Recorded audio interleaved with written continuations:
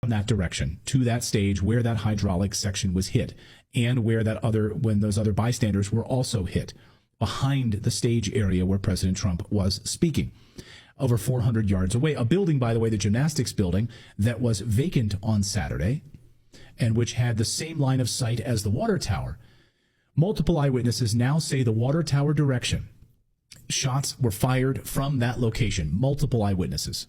And they had been right by the fence where the other shooter was. There was one I heard in the water tower. There was one by the fence. And still, obviously, initial reports. But what we do know...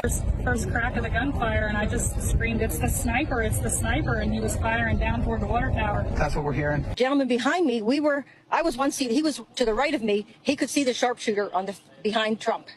He said the sharpshooter shot to the left. He killed the gentleman in the water tower here.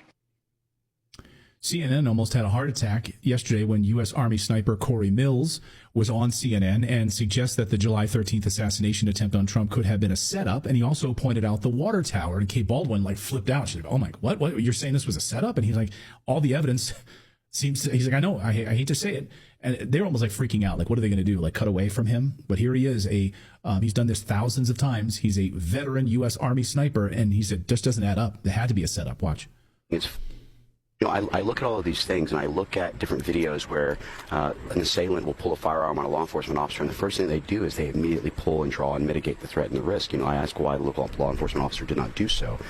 The other thing is that when you set up an advanced team, I keep hearing this about the perimeter elements. Yeah. The perimeter is actually established by your threats that are in the area. So if I don't have any threats outside of 100 yards, okay, fine, I can cordon off a certain area. But if I have a building 160 yards perfectly adjacent to the stage, that's an obvious threat, especially in an elevated position that has overwatch. Mm-hmm. That's a sniper's paradise. And, we talk about Eagle's Nest. You also have, which no one talks about, but the water tower. So what I'm hearing from you is it's not a failure on the ground for sure, but also a failure in advance? I think it's a failure in advance. I think it's a failure to...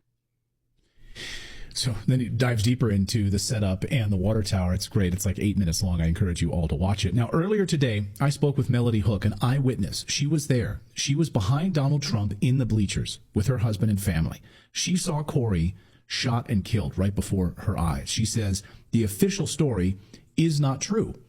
You need to hear this, and wait until you hear what she says about the shooter's bomb-making evidence and the bomb crew and the FBI who showed up to take away that evidence. Watch. The shots came from behind that red Harvester that was sitting there. It didn't come from in front of it. Yes. So it didn't come from the building that everyone says it's coming from. Well, see, that's just it.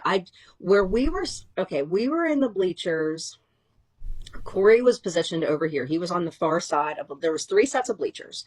Trump was in the middle. We were here. And then there was another set off to the other side.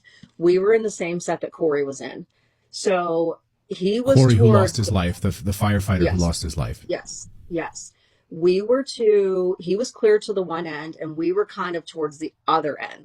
We watched the snipers go up onto the roof, get into position. And prior to that, I said to my husband, okay, we have a 5 o'clock start time. Trump's to speak at 5 o'clock. What's going on here? So the snipers did not go onto the roof. I look back on my photos last night's time. They didn't go onto the roof till 5:08.